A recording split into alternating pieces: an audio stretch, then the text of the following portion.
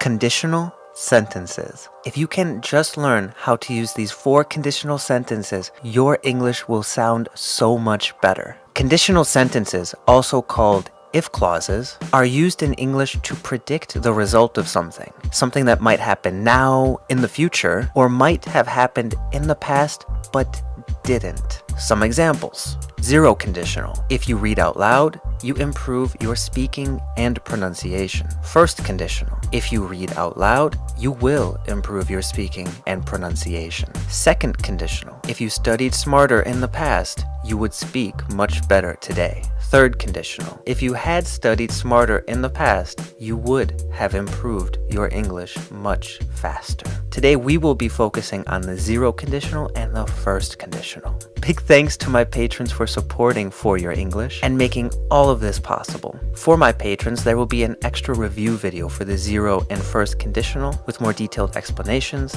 some more practice, and of course lots more examples. The zero conditional. The zero conditional describes something that always happens and is not specific to a particular time or event. It's very general and is always applied. It never changes. It is a fact. For example, if you review, you remember more information. This is a general fact, and the result always happens. That is, reviewing helps you remember information. It's just a smart study strategy. Looking at our example, we form the zero conditional this way. If plus present simple with a comma plus present simple again in the next clause. For any conditional, you can also turn the sentence around. You can change the order of the clauses. So you can also say, you remember more information if you review. And for the zero conditional, you can replace if with when. When you review, you remember more information. Pause the video, because if you write examples, you remember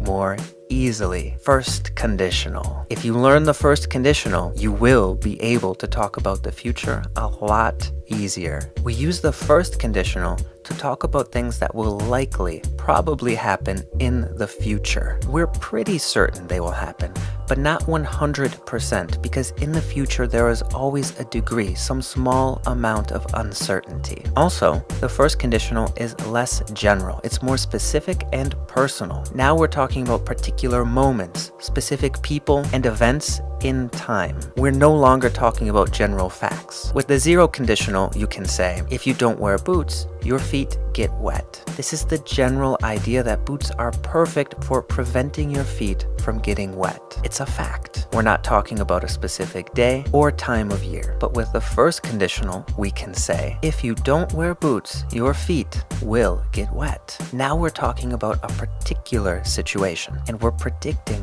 what will happen. Like if a person, our friend Sandra, doesn't wear boots tonight when it's supposed to rain, her feet will get wet. There's a very good chance, a high probability. It's very certain. Looking at this example, we form the first conditional this way. If plus present simple with a comma plus will followed by the infinitive form of the verb. That means unconjugated, the base form, unchanged. Like the zero conditional, you can also change the order of the clauses. So our example could also be said as, your feet will get wet if you don't wear boots. Now pause the video again and write your examples, because if you write examples now, you will remember the first conditional so much easier. Time to review. The zero conditional is very general and not specific. We form it by using if or when plus the simple present, and in the other clause, again, the simple present. The first conditional is more specific and personal, and is predicting something that will probably, very likely happen